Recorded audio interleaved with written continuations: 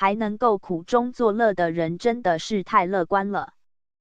不久前，美国东岸遭受暴风雪袭击，大约8000万人的生活受到影响，纽约和华盛顿等大城市也受到波及。这是纽约有史以来遭遇的第2大暴风雪，人们纷纷拍摄照片上传到社群网站。如果你无法想象暴风雪的模样，看看这些照片就能充分理解了。1. 在这种天气出门会被误认为是僵尸。3. 这辆车只不过停在这里而已，却像冒雪疾驰了很久。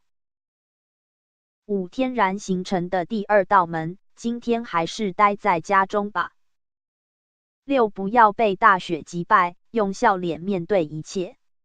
7. 也有人不受大雪的影响，始终很开心。好吧，它是指熊猫。8. 大雪淹没院子之后，正确的处理方法是这样的：下雪也能带来乐趣，至少还能堆雪人。11.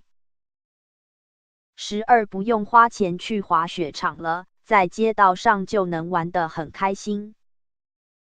13. 这堆火焰是雪制作的，不过看起来暖暖的。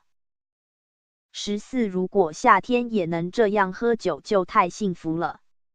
15. 猫咪很想出门玩雪，但这真的不是好时机。16. 降雪量真的超大。17. 只要开车足够快，就能甩掉积雪。18. 他忘了关车窗，现在正在唾弃自己。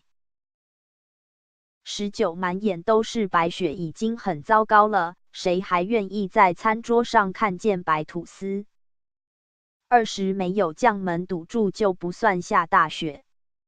21.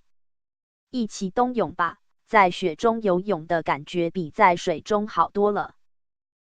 23. 玻璃门快要被雪压碎了，这可怎么办？24. 院子变成了一片雪海，爱雪的人也觉得很无奈。26. 扫雪就是要有大无畏的精神。27. 没有做好防雪准备的话，就会陷入这样的大麻烦。30. 天然啤酒冰冻法，冬天就是这么幸福。本文经过授权，请勿转载。看更多文章请到 bomb01.com。